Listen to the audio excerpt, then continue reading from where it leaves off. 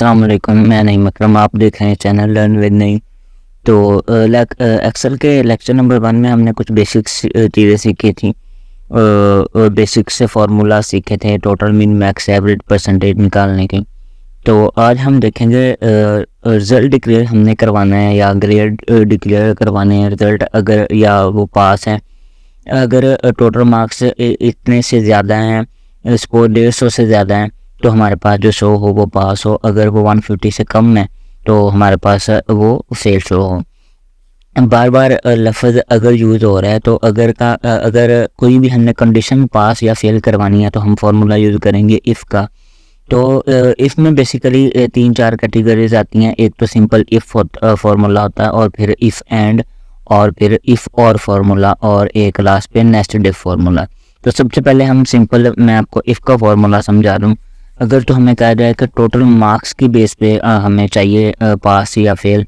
जैसे कि जैसे मैंने कहा 150 से अगर ज़्यादा है तो पास शो हो, अगर 150 से कम है तो फेल शो हो। यहाँ पे हम इफ़ का फार्मूला इस्तेमाल करेंगे। इफ़ फार्मूला कोई भी इस्तेमाल करने से पहले हम इज इक्वल टू प्रेस करते हैं। इज इक्वल टू प्रेस करने के बाद हम इफ़ प्रेस करेंगे। हमारा जो कर्सर है वो इफ़ पे आ चुका है। मैं सिंपली टैब करूँगा तो फार्मूला ऊपर पुट हो जाएगा। अब ये जो एड्रेस है यहाँ पे, इस पर मैं क्लिक कर दूंगा। सिंपली मैं F2 भी लिख सकता हूँ, यहाँ से देखे F और 2। तो मगर क्लिक करने से ऑटोमेटिकली एक्सेल वो उठा लेता है एड्रेस। तो बिल्कुल ठीक है, यही तरीका आसान है। F2 इज़ ग्रेटर देन या इज़ इक्वल टू है 150 के। तो हमारे पास जो शो करवाइए, कॉमा लगाना बहुत ज़रूरी है। कॉमे का मतलब यहाँ पे और का है। जैसे ये लॉजिकल जो टेस्ट है वो हमने दे दिया है कि 150 से ज़्यादा हो, और उसके बाद वैल्यू इफ़ ट्रू करवानी है और वैल्यू इफ़ फास्ट करवानी है। तो अब जो ट्रू करवानी है वो पास है, और जो फेल करवानी है वो फास्ट करवानी है वो फेल है। तो अब यहाँ पे हमने फास्ट पहले नहीं लिख सकते, हमने पहले यहाँ पे पास ही करवाना है, क्योंकि हमारी कंडीशन है कि 150 से ज़्यादा हो। तो अब जो वैल्यू ट्रू करवानी है वही पहले लिखनी है। तो जो भी कोमा लाजमी मैंने कहा लिखना है इसके अंदर, इसका मतलब यहाँ पे और है कि 150 से ज़्यादा है, और फिर क्या हो, तो हमारे पास जो शो हो वो पास हो।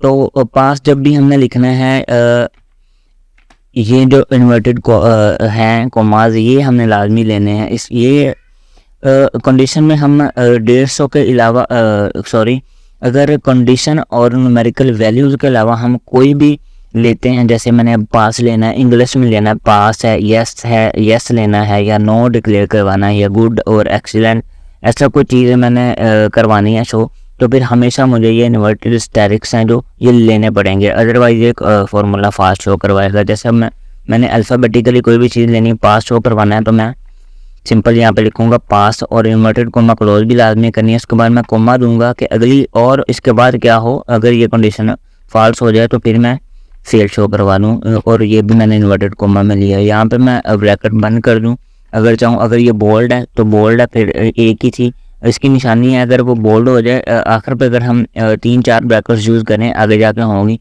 तो अगर सिंपली अगर जब वो बोल्ड हो जाएगी जो सी ब्रैकेट, तो तब हमारा काम फाइनल है। अगर ये ब्रैकेट हम नहीं भी लगाते फिर भी फार्मूला वर्क कर जाएगा ऑटोमेटिकली। एक्सेल ये वैल्यूज उठा लेता है। अब मैं एंटर करता हूँ तो वो फेल शो करवा रहा है, क्योंकि ये 150 से कम है मार्क्स।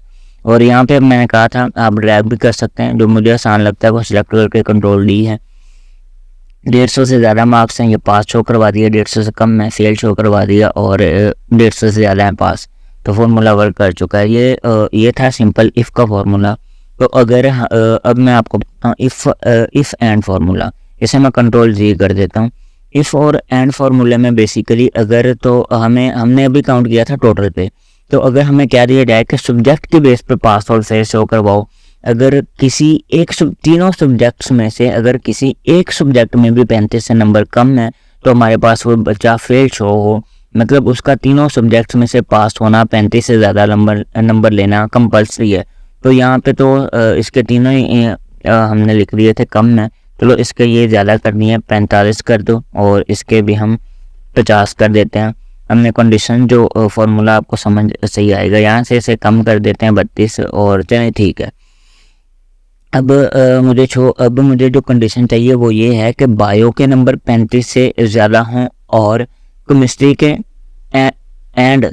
नंबर 35 से ज़्यादा हों, और फिर इसके नंबर भी 35 से ज़्यादा हो, मतलब तीनों कंडीशन फुलफिल कर रही हूँ।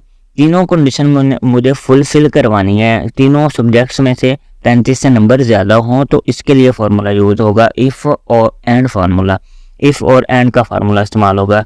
सबसे पहले मैं लूँगा इधर इफ़, टैब कर दूंगा तो फार्मूला ऊपर आ जाएगा। उसके बाद एंड लूँगा और फिर टैब कर दूंगा तो एंड भी ऊपर आ जाएगा।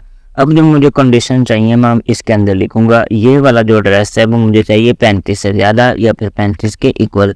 तो एक तो ये कंडीशन है।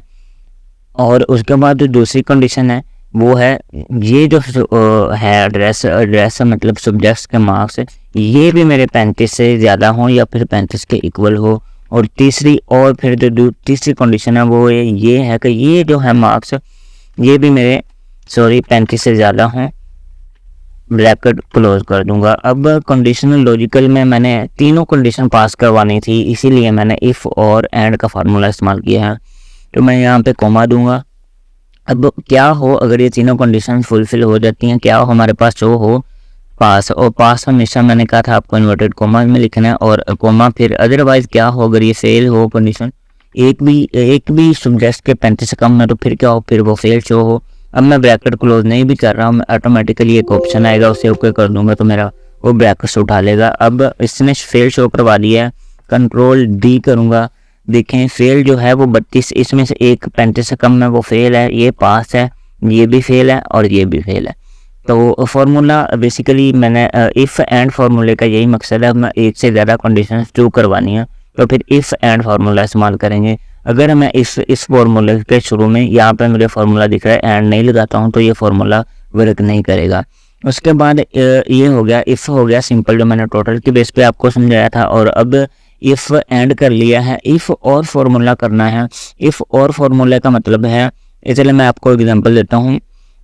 अगर जैसे कि कोई भी एक फॉर्म फिलिंग करना है तो हमें क्या दिया जाता है कि आपका आईडी कार्ड भी चाहिए और आपका सिम कार्ड भी चाहिए। इसमें और इस्तेमाल कर रहा हूँ, दोनों चीज़ें कंपल्सरी हैं तो मैं एंड फार्मूला इस्तेमाल करूँगा कि अगर दोनों चीज़ें हैं तो फिर ठीक है, अदरवाइज जैसे एक भी कम है तो कंडीशन वर्क ना करे। जैसे ये एंड का फार्मूला यूज़ किया कि एक भी कम है तो वो फेल हो जाए। तो अगर मुझे अगर कह दिया जाए कि या तो आपका आईडी कार्ड होना चाहिए या फिर सिम कार्ड हो, दोनों में से एक भी हो तो आपका काम चल जाएगा। तो इसमें फार्मूला या का इस्तेमाल होगा, इफ़ और फार्मूला OR और जो होता है। तो यहाँ पे मैंने आपको समझाने के लिए नीचे एक छोटा सा टेबल लिया है, मैं इसे ऑटो फिट टू कॉलम कर लूँगा। इसके लिए मैंने आपको बताया था मैं Alt प्रेस करूँगा, HOI करूँगा। सिंपली ये बिल्कुल जैसे मेरे है कॉलम डिपार्टमेंट्स अमाउंट उसके हिसाब से हो जाएगा। अब यहाँ पे मैं आपको इफ़ और फार्मूला समझाता हूँ। इक्वल टू करके इफ़ करेंगे, इफ़ का तो लेना ही है, फार्मूला टैब कर देंगे, उसके बाद और लेंगे और पे कर्सर टैब कर देंगे। अब जो कंडीशंस हैं वो दोनों में से अगर एक भी पास हो जाती है तो अब वो हमारे कंडीशन फॉल्स शो और ट्रू शो हो। अगर जब दोनों ही नहीं होगी तब वो फॉल्स शो होगी। अब मैं देखता हूँ यहाँ पे जो मेरा एड्रेस है, मैं इसको कंडीशन दे देता हूँ कि ये इज इक्वल टू सेल के हो पहली कंडीशन। अब मैंने यहाँ पे सेल लिखना है, सॉरी देखें सेल इंग्लिश का एक वर्ड है तो मैं ये इसे न्यूमेरिक्स ब्रैकेट्स ऊपर जो है इन्वर्टेड कॉमा उनमें लिखूंगा। अगर मैं नहीं लिखता तो फिर वो फार्मूला वर्क नहीं करेगा।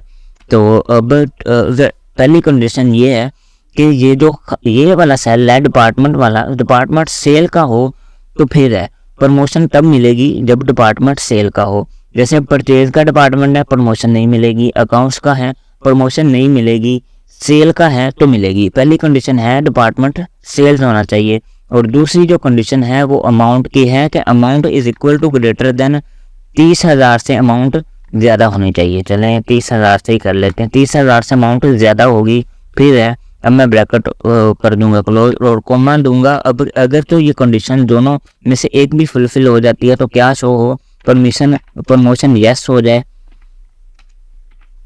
यस और इन्वर्टेड कॉमा बंद। फिर अगर इनमें से दोनों में से एक भी फुलफिल नहीं हो रही तो फिर क्या शो हो, नो, ब्रैकेट क्लोज। अगर यहाँ पे मैं अब कर दूंगा ब्रैकेट क्लोज, ये देखें बोल्ड है तो बिल्कुल ठीक है। अब मैं एंटर करता हूँ तो प्रमोशन यस हो गया है। पता ये इसलिए कि डिपार्टमेंट सेल्स का है, अमाउंट भले 30,000 से कम है मगर एक कंडीशन दोनों में से फुलफिल हो चुकी है, जैसे आईडी कार्ड या फिर सिम कार्ड।